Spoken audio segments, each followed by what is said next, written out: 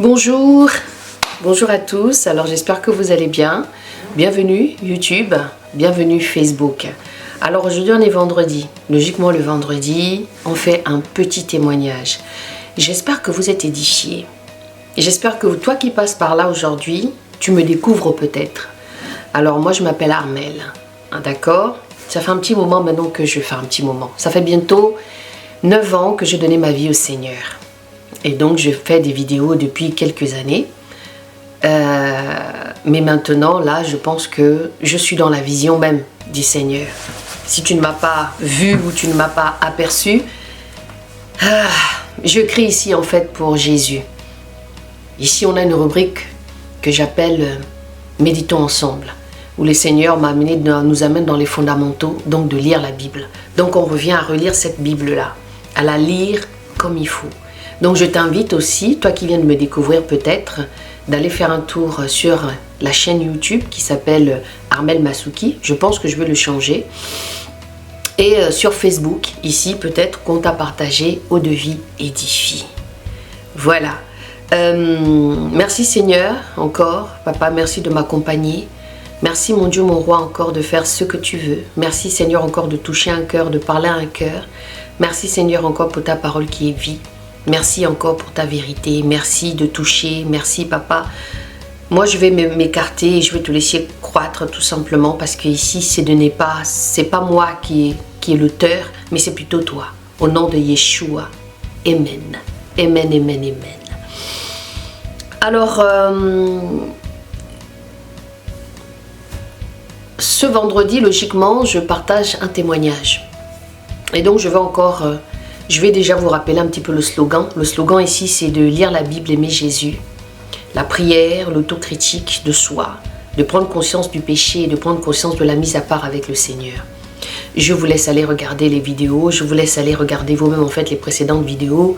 Comme ça, vous allez vous-même faire une idée de ce que vous allez trouver, de ce que vous allez entendre. Voilà. Donc, j'aimerais déjà partager un verset, déjà pour poser un peu tous les fondements. Et pour vous qui avez vu un petit peu les posts ici et là, c'est dans Jérémie 12. Sinon, vous pouvez lire tout le chapitre, d'accord? Donc, je lis la Bible ici, dans Jérémie au verset 12. Vous m'invoquerez et vous partirez. Vous me prierez et je vous exaucerai. Vous me chercherez et vous me trouverez. Si vous me cherchez de tout votre cœur, je me laisserai trouver par vous, dit l'Éternel, et je ramènerai vos captifs. Je vous rassemblerai de toutes les nations et de tous les lieux où je vous ai achetés. Où je vous ai chassés, dit l'Éternel. Et je vous ramènerai dans le lieu d'où je vous ai fait aller en captivité. J'aimerais vraiment ici que vous preniez conscience en fait de cette parole en fait. Parce que la Bible dit que tout ce que nous demandons, celui qui cherche le Seigneur, je me laisserai trouver par vous, dit l'Éternel. Plutôt le 13, vous me chercherez et vous me trouverez. Si vous me cherchez de tout votre cœur. Comment cherche-t-on le Seigneur? Comment cherches-tu le Seigneur? Vous savez, on peut être des fois découragé par la marche que nous faisons. On peut être découragé, on peut se poser des tas de questions. On peut se dire, mais pourquoi je prie? Pourquoi je marche avec le Seigneur si ma vie est toujours la même? Pourquoi je continue à prier et pourtant je ne vois pas les choses avancer? Vous savez, ce sujet-là, en ce moment, le Seigneur me le met dans le cœur parce que je pense qu'il voudrait parler à chacun de nous, de ne pas désespérer. Car le Seigneur n'est plus loin. Il est à côté de celui qui le cherche. Il est à côté de celui qui prend le temps d'avoir une intimité. Il est à côté de celui qui prend le temps dans la lecture, la sanctification, la mise à part, celui qui fuit le péché et qui est conscient de sa propre vie avec le Seigneur. En ce moment, il y a beaucoup de choses qui se passent dans l'esprit et dans les mouvements que je vois ici et là. Quand je vais un petit peu faire un petit tour sur les réseaux, je me rends compte qu'il y a un mouvement qui est en train de se faire.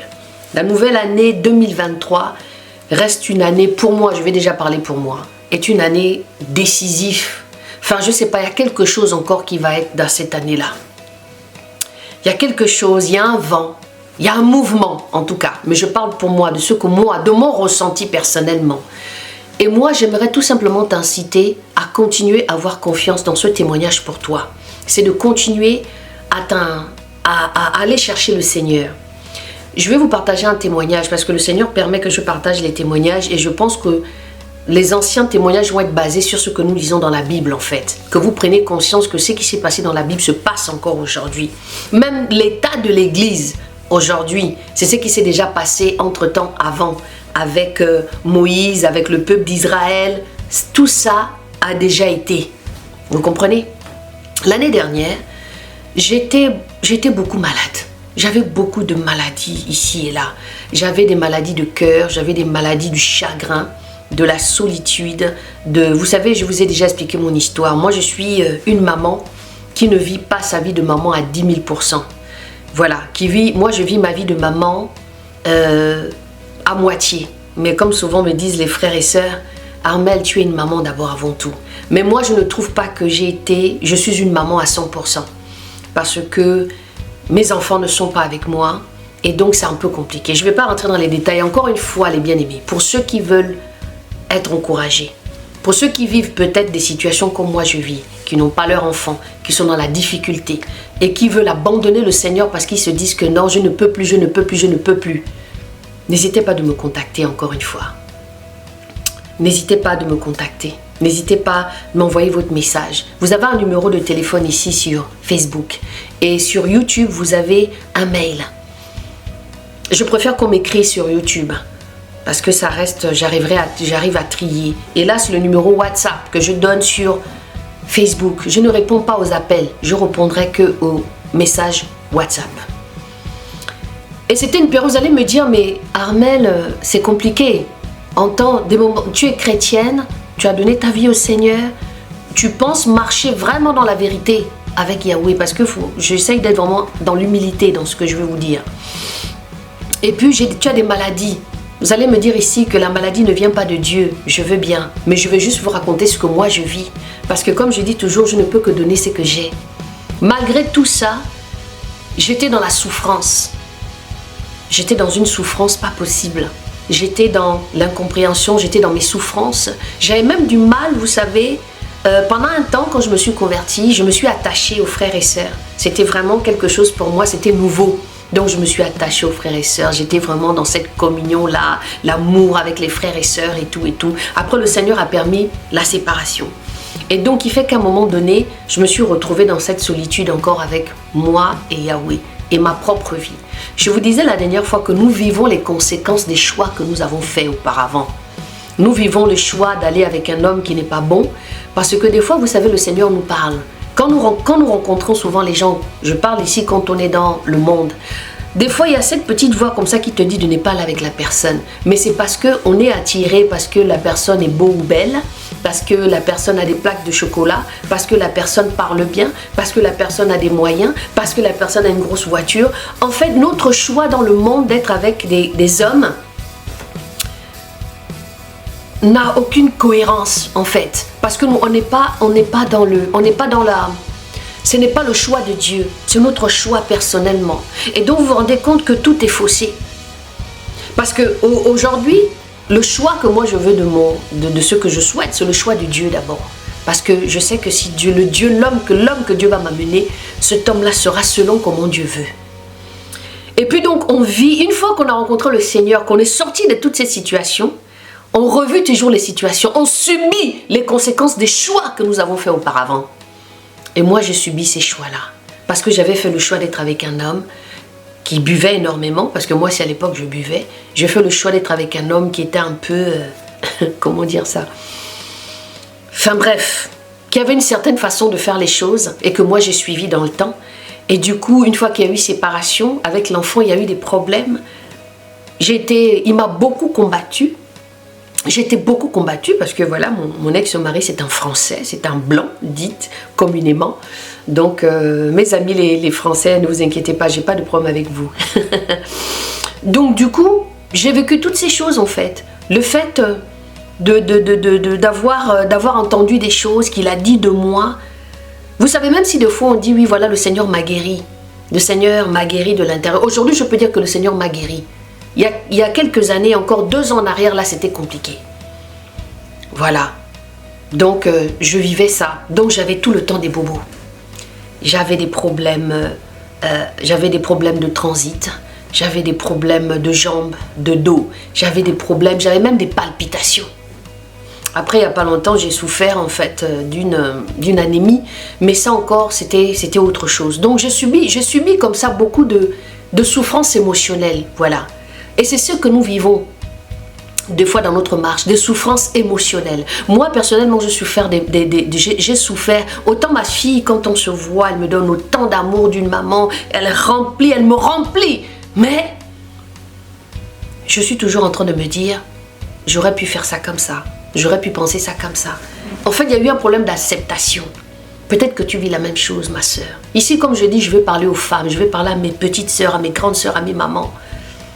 Je subissais ça en fait. Donc tout le temps, j'avais des périodes comme ça. Autant j'étais avec le Seigneur, autant j'étais là, je priais, autant je vais faire des vidéos, autant je suis focus. Mais autant il y a ces souffrances-là. Mais je me suis accrochée à Dieu. Merci Seigneur pour ta parole. En fait, le message ici que j'ai envie de vous dire, c'est de vous accrocher à Dieu malgré tout. Malgré toutes ces souffrances. Malgré tout ça, continuez seulement à prier. Vous savez, la prière, quand vous venez devant le Seigneur et que vous lui parlez avec sincérité. Moi, je dis souvent à mes bien-aimés que quand tu pries devant Dieu, arrêtez de lui mentir. Arrêtez de faire croire au Seigneur que vous êtes la meilleure.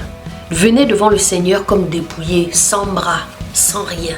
Les tripes dehors, c'est ce que je dis toujours. Je vous donne l'image. Les tripes sont dehors, vos boyaux sont dehors. C'est-à-dire que vous venez devant le Seigneur avec rien. Parce que vous n'avez rien à le prouver. Tu peux mentir à ta soeur, tu peux mentir à ton frère, tu peux mentir aux frères et sœurs autant que tu veux. Mais lui, tout là-haut, là, il te connaît. Donc quand tu viens prier devant Dieu, pour que tu sois délivré, pour que le Seigneur te donne la force, il faut lui dire tout. Dieu aime entendre quand on le parle. Dieu aime entendre un enfant qui vient devant lui et qui le parle avec sincérité. Dieu aime entendre ce que lui sait déjà. C'est là qu'il reconnaît ton humilité. Donc à chaque fois, je suis toujours venue devant le Seigneur lui dire, papa, regarde un peu.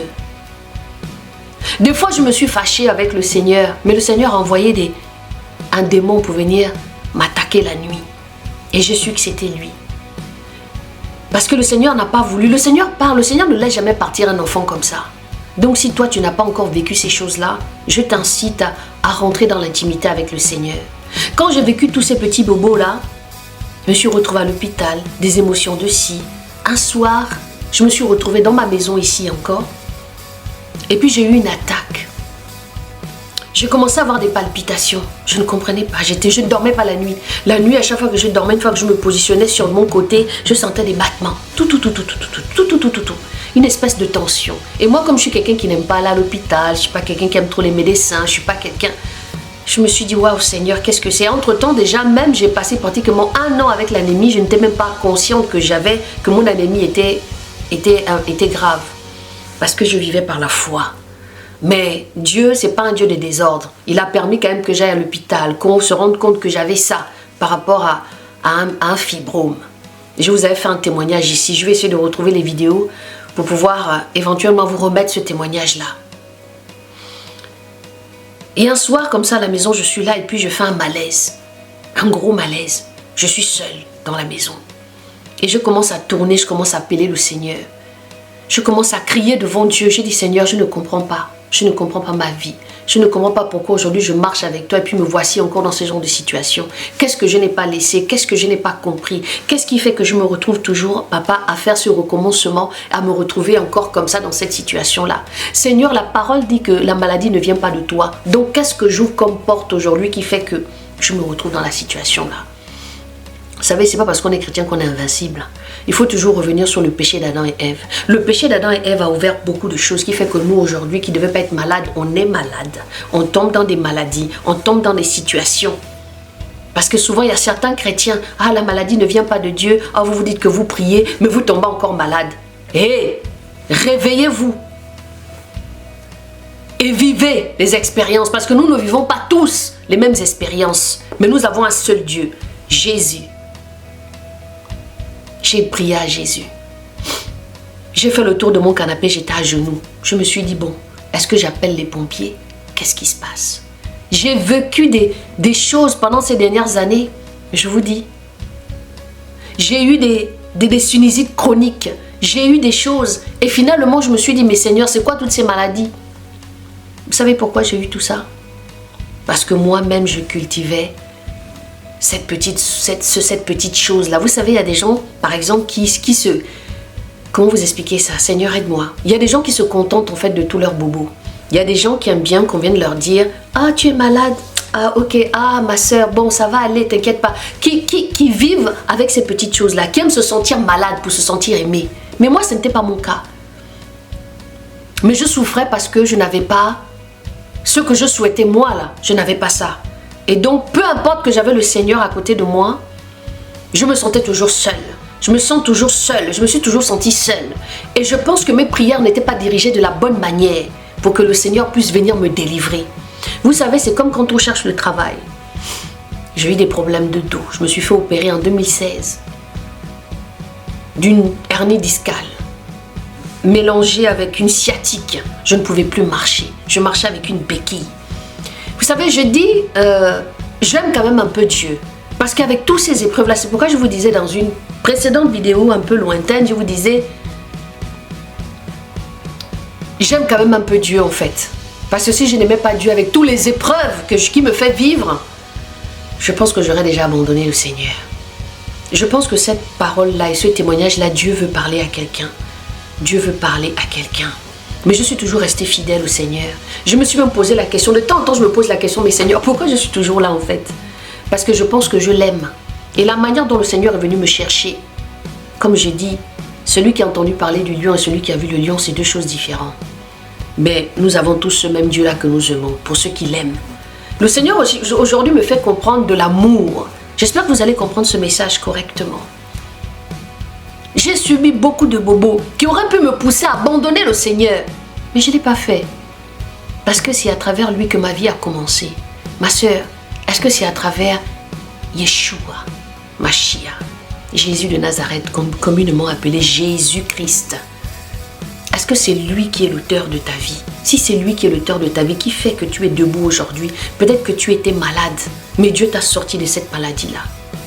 Peut-être que tu es passé à côté d'un accident grave. Les autres sont partis, mais toi tu es là debout.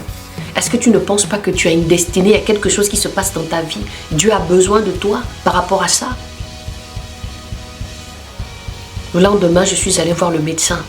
Mon médecin me regarde parce que des fois, il se dit que je fais des douleurs imaginaires. Et c'est après que j'ai compris que finalement, c'est moi-même qui créais mes maladies. Il y a quelques années en arrière, j'étais partie voir un médecin parce que j'avais des douleurs. Je faisais des fièvres, des 40 fièvres. Et le médecin m'a regardé et m'a dit, Madame, arrêtez de vous rendre malade. Parce que moi, quand je suis en souffrance, c'est cérébral. C'est-à-dire que ça se passe dans ma tête, donc il fait que tout mon corps, je l'amène dans mon état d'ici. Donc, je suis là dans tout ce problème-là, donc la crise se passe la nuit, je dors dans mon canapé parce que je me dis, bon, de toute façon, il n'y a pas de moyen là. J'ai appelé le Seigneur et le Seigneur m'a gardé, je n'ai pas appelé les pompiers, je suis restée là, j'ai continué à prier. Je me sentais mal, mais j'étais fatiguée. Je marchais, j'étais fatiguée. Et je me rappelle j'avais une grande sœur qui était venue, qu'il fallait qu'on se voit. Je suis allée faire des cours, j'ai fait à manger, je l'ai reçue avec son mari. Mais j'étais épuisée, j'étais fatiguée. Quand elle m'a regardée, vu qu'elle était puisqu'elle est infirmière, quand je lui ai expliqué un petit peu mes symptômes, elle a dit, mais quand je t'entends parler, j'ai l'impression que c'est des problèmes de cœur. Et bien aimé, je me suis dit, mais Seigneur, tout ça, ça sort d'où? Pourquoi je souffre de tout ça en fait? Mais vous savez, j'ai trouvé l'auteur de tout ça. Hein. Et quand la sœur, elle est partie avec son époux, je suis restée dans mon canapé. Je me suis allongée parce que toute la pression est tombée, mais je n'étais pas toujours bien. J'étais dans un état fiévreux, dépassé, fatigué, épuisé. À chaque fois que je dormais la nuit, j'avais toujours cette impression de mon cœur qui bat. Et puis j'avais quelque chose qui me disait, tu vas mourir, tu vas mourir, tu vas mourir, tu vas mourir. Et je disais à cette voix-là que c'est Dieu qui a le plan de ma vie. C'est Dieu qui sait à quel moment je vais partir ou pas. C'est Dieu lui-même, il m'a fait des promesses. Donc c'est pas vous qui allez faire en sorte que je parte. Je partirai au moment où Dieu acceptera que je parte. Et en étant allongé dans mon canapé cet après-midi-là, il était à peu près 4 heures, 5 heures de l'après-midi. Je vois un ange. J'étais couchée en fait comme ça et puis je vois un ange qui vient avec un cœur et qui me dit « J'ai été envoyé par notre Dieu pour te donner ceci ». Et j'étais couchée en fait, c'était comme un état de éveillé, endormi, un peu dans un état un peu vaseux. Et puis je dis ok. Et puis là, il met la main à l'intérieur de mon cœur, il retire l'ancien cœur et il remet l'autre. Et quand il prend d'abord celui qui est à l'intérieur de moi, il me montre, il me dit regarde l'état de ton cœur. Et je peux vous dire que dans cette image-là, je voyais mon cœur avec plein de fissures rouges. Vous savez, comme quelqu'un qui a fumé pendant longtemps. Maintenant, après, je ne sais pas quoi ça signifie ça, mais je ne sais pas si c'est un cœur de souffrance, je ne peux pas vous dire. Et c'était comme un cœur, en fait, vous savez, veineux, avec des petites veines à gauche, à droite. Quand vous regardez bien les cœurs, des fois, vous avez l'impression de voir des veines, quelque chose qui était un peu coloré. Enfin, je ne sais pas comment vous expliquer ça. Un peu comme quand un fumeur, il fume pendant des années. Moi, j'ai fumé pendant beaucoup d'années. Et quand souvent on dit que le poumon de celui qui fume pendant des années, vous savez, il change de couleur. Il n'a plus la même couleur de la précédente. Et c'est comme ça que l'ange me dit, voici, j'ai été envoyé de là-haut pour venir te donner ce cœur d'enfant. Waouh! Vous savez, j'étais tellement fatiguée, épuisée, que je n'ai même pas pris conscience de ce qui est en train de se passer à ce moment-là. J'ai dit waouh, quand il a rentré, il a enlevé, il a remis l'autre. Tac, une fois qu'il a remis l'autre. Le lendemain, je me suis sentie bien. Mais sauf que ça n'a pas changé mon état, en fait. Parce que j'ai toujours eu l'impression qu'il y avait quelque chose, qu'il y avait un truc qui n'allait pas. Vous savez ce qui s'est passé pour que la mentalité... Vous savez, nos mentalités doivent changer vis-à-vis du Seigneur. Nos mentalités doivent changer de la manière dont nous réfléchissons. Nos mentalités doivent changer. Vous savez, quand vous dites tous les jours le matin, « Ah, ben de toute façon, j'ai pas de chance. Ah, de toute façon, je vais pas trouver un travail. Ah, de toute façon, je ne sais pas. » Mais comment appeler à l'existence ce qui n'est pas? La Bible dit que la foi vient de ce qu'on entend. Et ce qu'on entend vient de la parole de Dieu. Donc, ça passe aussi par nos actions. Tu veux te marier, commence à avoir l'attitude d'une femme mariée. Tu veux un travail, commence à avoir l'attitude de quelqu'un qui veut travailler, de lever tôt le matin et puis commencer à faire des recherches, refaire ton CV. Tu veux te marier, comment dire, tu veux être une bonne maman, fais déjà toi-même l'autocritique de la mère que tu voudrais être vis-à-vis de Dieu. Notre Dieu, c'est pas un Dieu de désordre, c'est un Dieu d'amour. Et il est toujours là quand on le cherche. Et encore une fois, je me suis dit, mais Seigneur, tu es extraordinaire. Tu fais des choses extraordinaires. Ma soeur, qu'est-ce que Dieu a fait d'extraordinaire pour toi qui fait que tu restes toujours dans cet état morte alors que Dieu t'a déjà donné des choses? J'avais un problème avec le travail. J'ai beaucoup de cordes dans mon arc, comme je dis toujours. Je peux être un poulpe parce que je fais beaucoup de choses.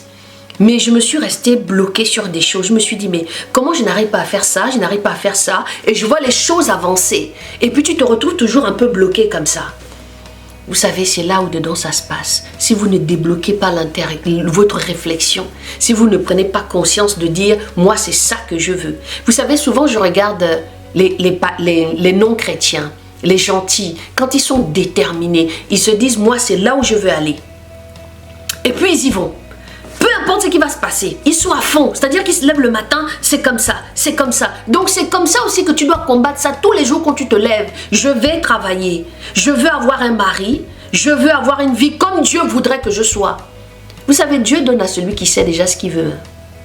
Il détourne seulement un peu comment lui il veut. Mais quand toi tu demandes quelque chose à Dieu, Dieu sait ce qui est bon pour toi. Mais il voit ta détermination. Quand tu te lèves tous les jours et tu dis, bon Seigneur, moi je veux ça. Seigneur, moi je veux que ça se passe comme ça. Seigneur, là je veux sortir. Par ta grâce, je veux que ça se passe de cette manière. Bien sûr, le je veux n'est pas très agréable. Mais tu émets tes souhaits devant le Seigneur de ce que toi tu souhaites. Et lui, il va disposer les choses. Et puis souvent dire, Seigneur, selon ta volonté. C'est vrai que moi je veux des choses. Mais que ça soit selon ta volonté. Selon comment toi tu veux. Parce que les désirs de Dieu sont les meilleurs. Le choix de Dieu, c'est le plus magnifique. Voilà un petit peu ce que je voulais vous partager. Et voilà un petit peu ce que j'ai subi. Et voilà un peu comment le Seigneur vient encore. Il pose des actes, il dépose comme ça. Il me dit, Armelle, je suis avec toi. Peu importe. Et moi, au fur et à mesure, j'ai confiance aussi au Seigneur. Donc, il y a plein de choses que je ne me prends plus la tête. Ah là là, les bien-aimés, si vous pouvez savoir comment, des fois, j'étais moi-même embrigadée par mes réflexions, par mon passé, délivrée par toutes ces questions. Je suis quelqu'un qui réfléchit énormément. Je suis très cérébrale. J'ai réfléchi beaucoup. Donc, des fois, je peux aller très loin dans ma réflexion. Des fois, il vaut mieux rester là, avec le Seigneur seulement, et demander de l'aide. Voilà ce que je voulais partager, les bien-aimés, dans ce témoignage d'aujourd'hui. Donc, pour toi qui as peut-être du mal et qui ne comprends pas, n'hésite pas. Tu peux me contacter. Vous savez, je pense que j'ai acquis quand même une certaine maturité. J'ai bientôt 46 ans, donc je ne suis pas une jeune fille, bien sûr. Mais je ne suis pas non plus une vieille fille. Même si ma mère me dit souvent, tu es vieille. Mais bon, c'est pas grave, c'est son acte d'amour. C'est une façon de me dire, ma fille, je t'aime. Donc je prends ça comme ça. Vous savez, chez nous, les Africains, à 30 ans, tu es vieille déjà. Donc, soyez bénis. Et j'espère que ce petit moment de partage, vous avez compris certaines choses. Moi, je sors de la violence conjugale, mais Dieu m'a donné la force d'être debout et de pardonner. Vous comprenez? Je sors de l'alcoolisme, mais Dieu a permis qu'aujourd'hui, je sorte de là. Je sors des paroles de malédiction. Hein? Ta vie, tu ne vas pas avancer, tu vas faire... Mais Dieu est là. Depuis que Dieu est venu se révéler, je ne le lâche pas. Je le tiens par sa robe. Je le tiens comme la femme à la perte de sang qui a dit, moi je veux le toucher. Mais c'est lui qui est venu, c'est lui qui m'a touché. Vous comprenez? Donc qu'est-ce que Dieu ne peut pas faire? La Bible dit que celui qui cherche le Seigneur, je vais encore vous relire ça. Vous me chercherez et vous me trouverez si vous me cherchez de tout votre cœur. Donc ressaisis-toi. Yeshua n'est plus loin. Regarde, comme je vous dis souvent, écoutez les signes. Prenez le temps de fois d'observer seulement. Vous sortez de chez vous, vous observez comment ça se passe. Vous observez là où vous êtes, ou là où vous habitez, les mouvements, les infos, tout ça, observez. Et vous allez voir qu'il y aura des choses que le Seigneur va vous pointer comme ça, qu'il va vous montrer. Et aujourd'hui, Dieu m'a donné la paix. Vous savez, la paix, c'est tous les jours. Pour ceux qui me suivent, vous avez vu, hein, j'étais quelqu'un de feu quand je suis venue ici. Le feu comme ça. Et Dieu m'a apaisé au fur et à mesure. Il a fait tomber ça doucement, doucement. Il m'a enseigné. Il m'a fait rencontrer des frères et sœurs, ainsi de suite. Et ça continue toujours. Aujourd'hui, il y a cette œuvre qui est en train de se mettre en place. Eau de vie édifie. L'eau de la vie. Le Seigneur me donne encore les fondamentaux de pouvoir parler de lui. Qui suis-je pour que moi je puisse venir parler de lui? Mais c'est pour te dire ici encore, pour t'encourager que peu importe les épreuves, c'est là que Dieu voit si tu l'aimes. C'est là que Dieu voit si vraiment tu as une compassion pour lui. C'est là où vraiment Dieu te regarde avec tant de patience et veut savoir comment tu te comportes vis-à-vis de l'hostilité, vis-à-vis de ce qui se passe autour de toi, des moqueries, des maladies, des petites choses qui viennent. Je suis beaucoup combattue, moi, dans le corps, dans la chair. Mais je suis debout. Parce que je crois que le Dieu que je vis là, il me montre tellement de choses. Il me montre qu'il est vivant et que peu importe ce qui se passe, je sais que je vais mourir quand lui-même il aura décidé. Et je déclare ça aussi dans ta vie. Que tu ne vas pas mourir maintenant. Tu mourras parce que c'est Dieu qui aura décidé. Mais pour que tu meurs, que Dieu décide, il faudrait que toi aussi tu prends l'autorité. Toi aussi tu changes de mentalité. Tu changes de réflexion. Tu changes ton fusil d'épaule. Si tu te lèves le matin et tu dis il n'y a rien qui va se passer alors que tu marches avec le Seigneur, ça ne marchera pas. Quand tu te lèves le matin, Seigneur, me voici, ma journée selon ta volonté. Tu brises tout ce qui n'est pas de Dieu dans ta vie pour marcher selon comment il veut. Et tu verras. Parce qu'on t'a donné l'autorité sur les serpents, sur les scorpions. Donc il n'y a rien qui peut changer ça. Au nom de Jésus, Seigneur, je te dépose encore ce moment. Merci pour la parole que tu as mis dans mon cœur, parce que je crois que tu as parlé à quelqu'un. Encore une fois, on est dans l'eau de vie, l'eau qui édifie. Dieu m'a donné cela pour nous édifier, pour édifier la petite sœur, pour édifier la grande sœur, pour édifier la maman par sa grâce, parce que c'est lui qui donne l'autorité à chacun. Donc, des moments de prière, n'hésitez pas, m'envoyez vos... si vous voulez prier, si vous voulez échanger, si vous voulez partager. Ici, on n'est pas là pour dire oui, moi je sais plus que l'autre, non. On est dans un échange, dans un bon échange. Un échange de l'esprit. Soyez bénis. Soyez bénis et je vous dis à tantôt.